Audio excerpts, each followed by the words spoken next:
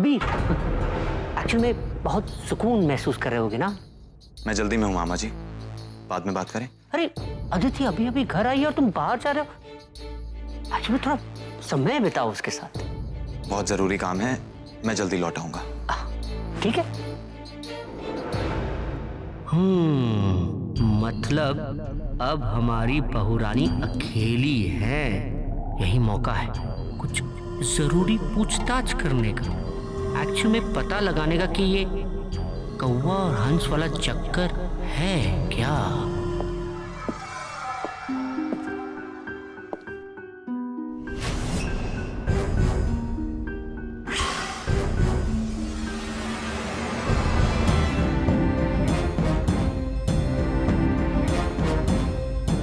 अरे मामू। हाँ जी।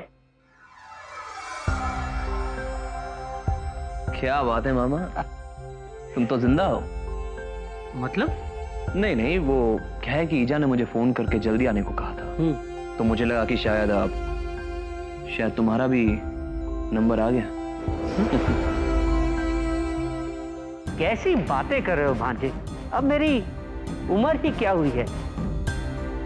और अगर मैं मर गया तो तुम्हारा क्या होगा? तो फिर कौन मर गया? मरा कोई नहीं, मर कर वापस आ गया।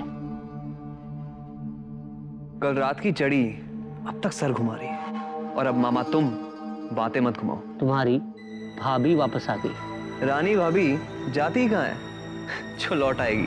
एक्चुअल में तुम्हारा एक और भाई। कौन? कबीर? ये तुम क्या कह रहे हो? तुम्हारा मतलब अदिति भाभी? अदिति भाभी। क्यों मेरी खींच रहे हो? मेरा चेहरा देखकर तुम्हें लग रहा है कि मैं तुम्हारी खींच रहा हूँ? अरे वो आराम से ऊपर बैठी हुई है, सबसे मिली, जैसे गई थी बिल्कुल वैसे ही वापस आई। एक्चुअल में देखने में लगता ही नहीं कि वो कभी यहाँ से गई भी थी। पर ऐसे कैसे हो सकता है? वो वापस कैसे आ सकती है? भांजे, ये तो शायद किसी के अच्छे कर्मों का फल है या बुरे कर्मों का नतीजा, लेकिन ऐसा करिश्मा रोज रोज नहीं होता। सच में, तेरी कसम, जिया पिया की कसम, तेरी मामी की कसम, दीदी, अच्छा भाई मेरी कसम। ये नामुमकिन है, नामुमकिन। जिस जगह एक्सीडेंट हुआ वहां से आज तक कोई भी बच के वापस नहीं आया है। गहरी खाई, इतनी गहरी खाई, कार की हालत याद है ना? और मर के कोई भी वापस नहीं आता। तो फिर ये कैसे?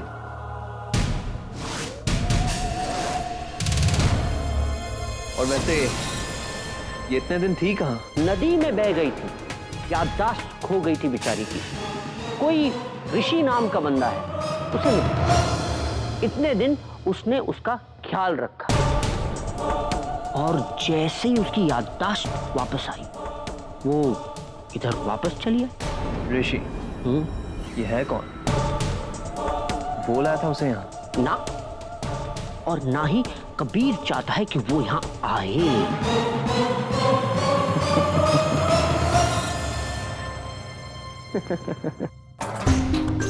कमाल है, कमाल है।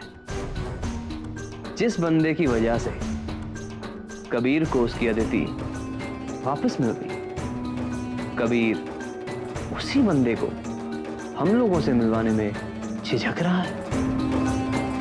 ऐसा क्यों? छोटे, यही तो सोचने की बात है। जिस बंदे ने अदिति की जान बचाई, उसे तो कबीर को अपने कंधों पे बिठाकर पूरे शहर में घुमाना चाहिए, है ना? कहीं मैं गलत तो नहीं कह रहा हूं? Actually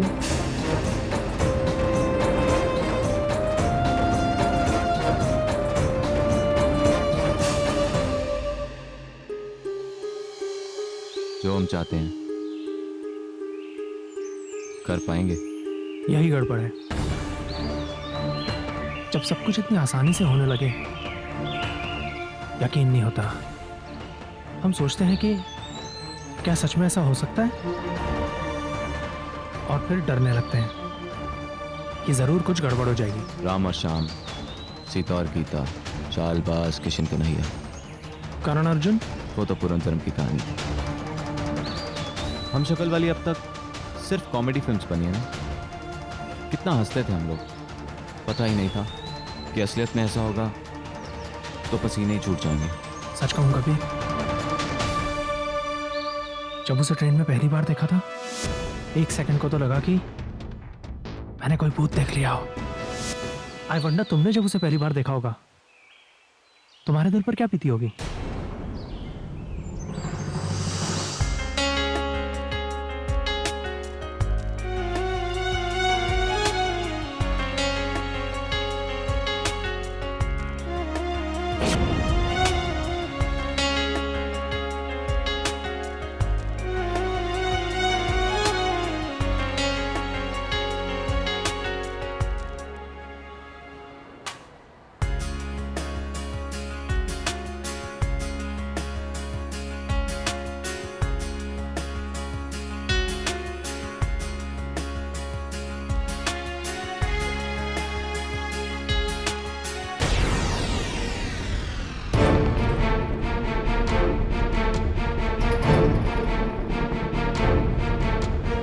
Aditi,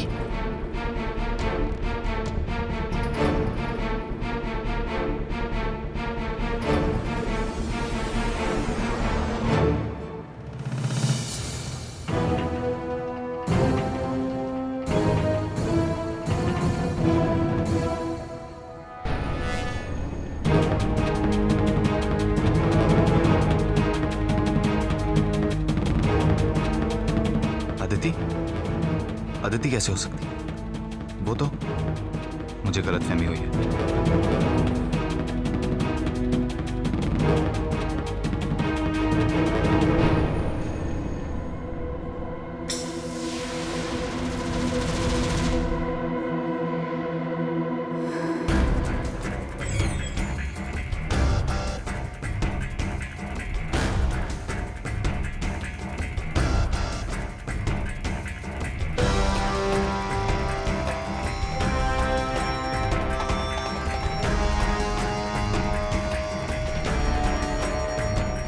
Aditi,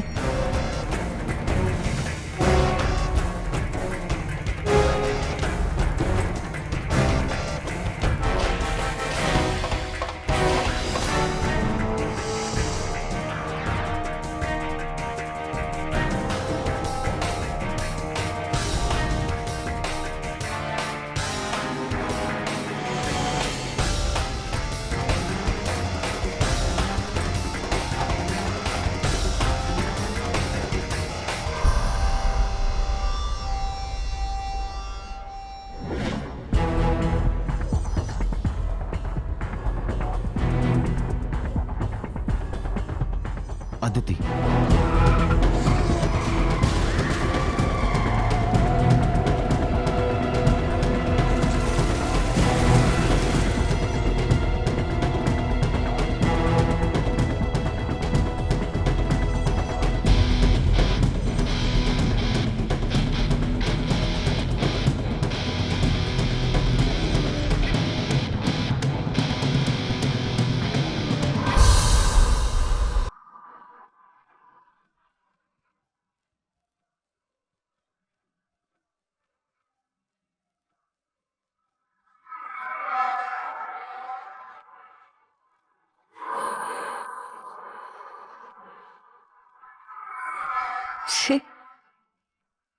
May I?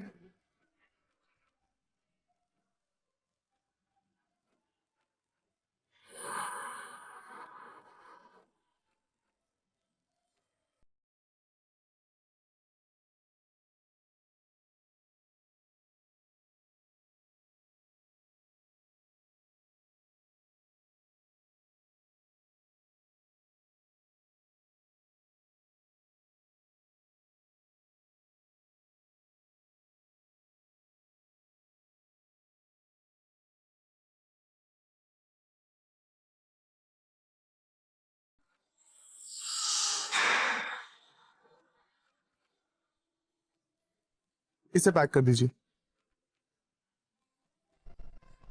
चलो। एक सेकंड।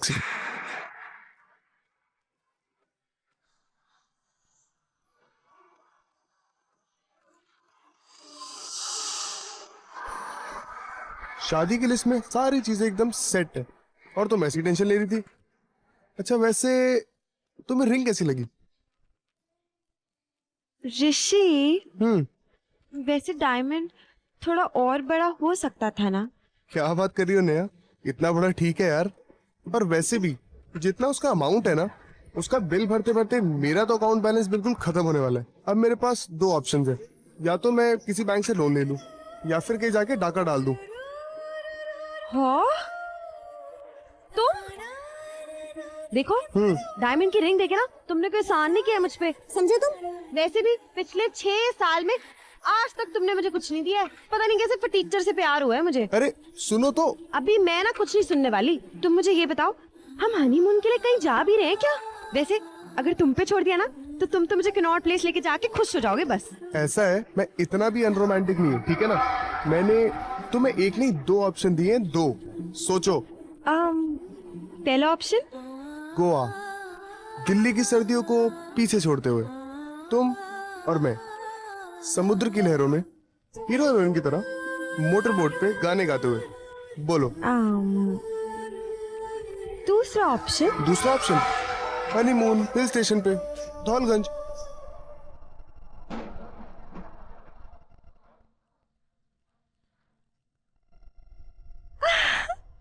धौलगंज? अरे मस्त प्लान है। वैसे भी ना बर्फ टाइप जगह में ना मुझे बड़ा मजा आता है। अरे यार सर्दियों में कौन हिल स्टेशन जाता है, तुम बताओ। ऑप्शन किसने दिया? मैंने। तो फिर? अरे यार तू इधर आ, देख ये जो एक काम करते हैं, हम लोग गर्मियों में चलेंगे। और वैसे भी ये जो हिल स्टेशन पे हनीमून मनाते हैं ना, ये बड़े पापा मम्मी टाइप के लोग होते हैं, ठीक है? उनकी जनरेशन और हमारी जनरेशन में थोड़ा सा फर्क है। आजकल की जनरेशन गोवा जाती है, तो हम लोग गोवा जाएंगे, ठीक है? गोवा जाना है तुम्हें? गोवा जाना है तुम्हें? प्लीज यार। मुझे धौलगंज जाना है, धौलगंज जाना है, धौलगंज जाना है, धौलगंज जाना है, धौलगंज जाना है मुझे। अच्छा मेरी माँ, धौलगंज चलते हैं। हैप्पी? पहले बोलो पक्का? धौलगंज फाइनल। ये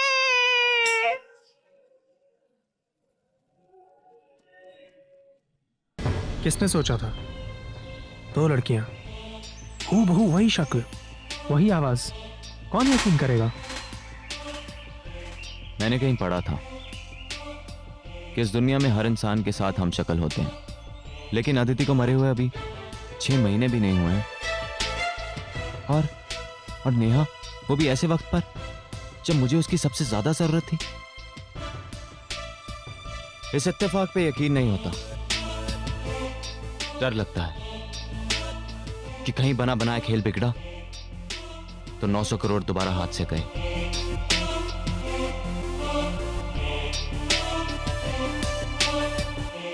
थैंक्स करण, तुम्हारे बिना कुछ भी पॉसिबल नहीं था। तुमने नेहा और ऋषि का पीछा किया, उनसे मिलने वाले हर आदमी को खरीदा। आसान नहीं था। इज्जत नहीं कर सकते तो बेइज्जती तो मत करो। बेइज्जती? थैंक यू बोल के। कबीर, क्या दोस्ती में इतना भी हक नहीं बनता मेरा? और ऐसे तो मुझे कई चीजों के लिए थैंक्स बोलना चाहिए। मुझे अनाथालय से उठाकर पालने पोसने से लेकर इस शर्ट, इस पैंट, इन जूतों तक, सबके लिए थैंक यू। हमने तुम पर कोई एहसान नहीं किया। आज जायसवाल ग्रुप में तुमने जो अपनी पोजीशन बना के रखी है, वो अपने बलबूते पर, अपनी मेहनत से, अपनी ईमानदारी से। और आज जिस तरह से तुमने जायसवाल ग्रुप को अपना सपोर्ट दिया है, वो करोड़ों रुपए देके भी खरीदा नहीं जा सकता। और तुम मानोगे नहीं करण, लेकिन तुम्हारा हमारे परिवार पर बहुत बड़ा कर्ज है। फिर बेइज्जती।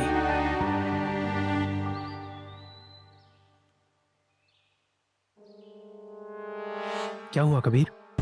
लेकिन करण, हमें नेहा का कुछ करना होगा। मुझे उस पर बिल्कुल यकीन नहीं है। हमने अगर उसे ठीक से हैंडल नहीं किया तो वो धोखा दे सकती है। तुम ऋषि की और एमएमएस और वीडियोस बना के भेजते रहो। नेहा को काबू में करने के लिए ऋषि की मौत का डर जिंदा रखना पड़ेगा।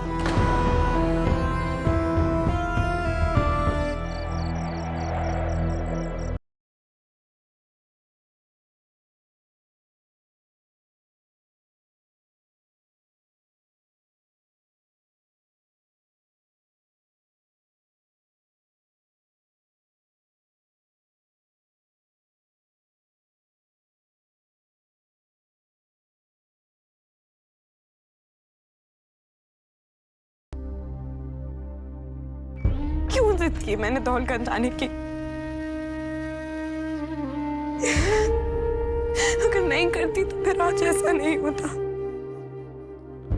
सुन लेनी चाहिए थी मुझे तुम्हारी बात ऋषि। मेरी वजह से ही तुम्हारे साथ ऐसा हुआ है, सब मेरी वजह से हुआ है। मुझे माफ कर दो।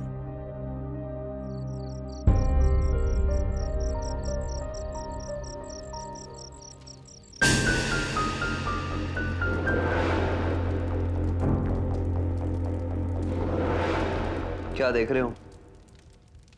किस्मत का खेल। मेरी शक्ल पे? हारने वाले की शक्ल पे साफ नजर आ रहा है भांजे। एक्चुअल में कुछ नया नहीं है कहने के लिए तुम्हारे पास। जब देखो वही अपना पुराना घिसा पिटा रिकॉर्ड बजाते रहते हो। एक्चुअल में ये, एक्चुअल में वो। एक्चुअल में अदिति के आने के बाद कबीर के पास अदिति के 900 करोड़ भी वापस आ जाएंगे। इसका मतलब समझते हो भांजे? 900 करोड़ अगर कबीर की जेब में होंगे तो इस जन्म में जायसवाल ग्रुप की लगाम तुम्हारे हाथ में कभी नहीं आएगी। बैठे रहना जी हजूरी करते हुए, और वहां कबीर मालिक बनकर हुक्म बजाता रहेगा। हाँ ठीक ही तो है, तुमसे कहाँ कुछ होने वाला है। दिन को बताया था, अब तो रात हो गई और कमरे में झांकने तक की हिम्मत नहीं की तुमने। जायसवाल ग्रुप क्या खाक संभालोगे?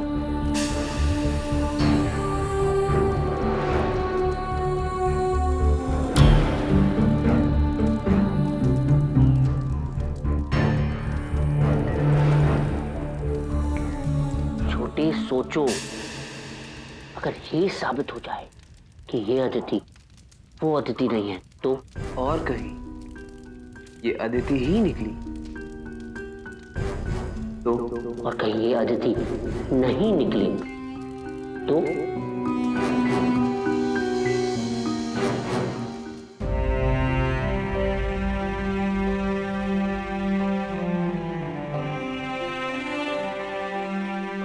नहीं, तुम जहां कहीं पे हो मुझे तुम तक पहुंचना ही होगा और तुम्हें वहां से निकालना ही होगा।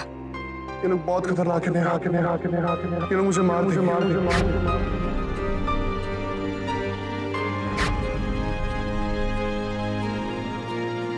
सबसे पहले मुझे ये पता करना होगा कि इन लोगों ने तुम्हें रखा कहाँ है।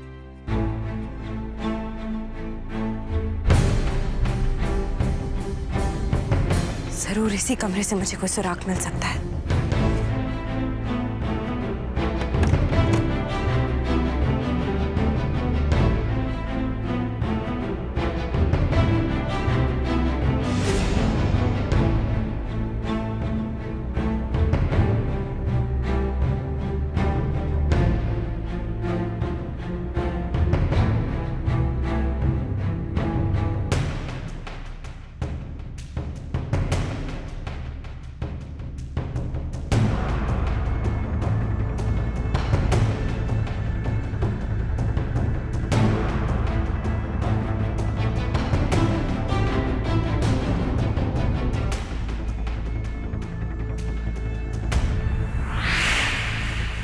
जरूर इसी में छुपाया होगा कुछ कबीर ने।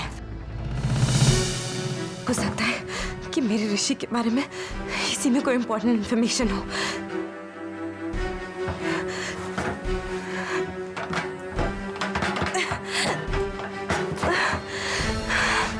इसकी चाबी